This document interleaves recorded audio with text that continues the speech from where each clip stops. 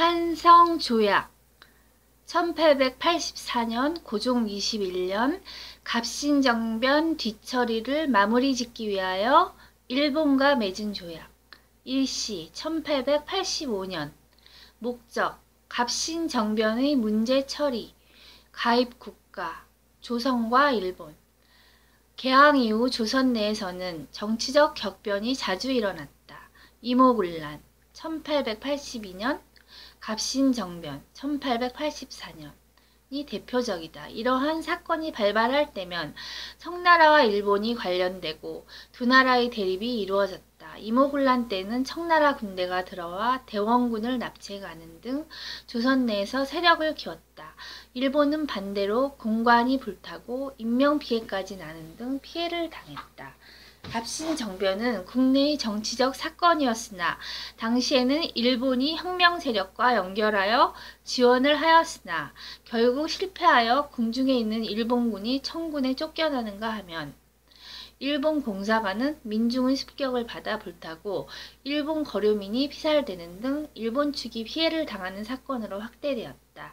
위의 두 사건에서 청일 양국이 연루되면서 일본 측이 일방적으로 피해를 당하고 조선에서 위축되는 결과가 초래되자 일본은 강경한 자세로 이에 대응하여 잃어버린 세력을 회복하고자 하였다. 그러나 청나라는 월남에서 프랑스와 충돌하고 청푸 전쟁으로 있던 터라서 일본과는 평화롭게 사건을 해결하기를 바라고 있었다. 이러한 국제적 분위기를 이용하여 일본은 군사를 이용하여 조선과 조약 체결을 강행하였다. 일본은 갑신정변을 피해 일본으로 귀국한 다케조의 공사를 조선으로 보내 예비교섭을 주선하였다. 그는 사변 심할서를 제출하여 정변 당시 일본 측이 행한 행동은 정당한 것이었다고 주장하였다. 이에 조선 정부는 일본 공사가 정변 주동자를 비호하였고 그들을 일본으로 피신시킨 장본인으로 책임이 크다고 주장하여 그의 협상 의지를 꺾어버렸다. 이에 일본 정부는 굴하지 않고 무력으로 나왔다. 정권 대신의 명을 받은 외무경 이노우에는 서기관 곤도, 미국인 외교 고문 스티븐스와 함께 육군 중장 다카시마, 해군 소장 가바야마가 지휘하는 2개 대대 병력과 7척의 군함의 호위를 받으며 한성에 들어왔다. 이에 조선 정부는 하는 수 없이 좌의정 김홍집을 전권 대신으로 임명하여 협상에 들어갔다. 1884년 11월 22일 일본 측은 여러가지 요구를 강하게 하였으나 공사관 건축비를 반으로 삭감하고 공사관 호위병 1000명을 주둔시키겠다는 요구를 제외시키도록 하는 데 합의하고 대체로 일본 측 요구대로 협상이 이루어졌다. 일본 측은 한국 측의 요구인 김옥균의 반환을 인도적으로 수용할 수 없다고 거절하였으나 다케조의 공사 등을 일본으로 송환하겠다고 약속하였다. 일본 측도 갑신정변에 대한 책임을 느끼고 있었으나 무력 시위를 통해 협상을 강행한 것이다. 협상 결과는 협상 개시 3일 만에 한성조약이라는 이름으로 발표되었다. 1884년 11월 24일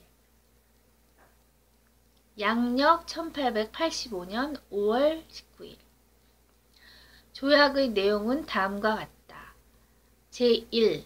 조선국은 국서를 일본에 보내 사의를 표명한다. 제2. 일본국 조해인민의 유족 및 부상자를 휴급하고 상민의 화물이 훼손 약탈된 것을 보전하여 조선국에서 10만 원을 지불한다. 제3. 이소바야시 대위를 살해한 흉도를 사문 납포하여 엄벌에 처한다. 제4.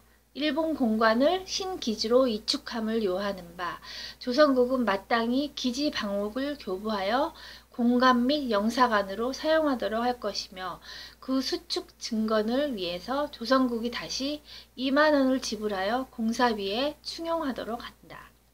제5. 일본 호위병의 영사는 공관 부지를 택하여 정하고 이모속약, 다른 말로 제물포 조약 제5관에 따라 시행한다. 별단 1. 약관 제2사조의 금액은 일본 화폐로 계산할 것이며 3월을 기하여 인천에서 완불한다. 2. 제3조의 흉도를 처단함은 입약 이후 20일을 기한으로 한다. 한성조약을 체결함으로써 일본은 단숨에 두 가지를 해결하였다. 첫째, 조선의 정병 과정에서 일본 측이 입은 피해를 보상받았다. 가해자도 처벌토록 하는데 성공하였다. 둘째는 조선에서 실추된 일본의 세력을 회복하였다. 그동안 청나라에 밀려 조선 정부의 위세를 발휘하지 못하다가 청이 국제관계에서 공경에 빠진 시기를 이용하여 조선 정부에 강압할 수 있는 위세를 회복한 것이다.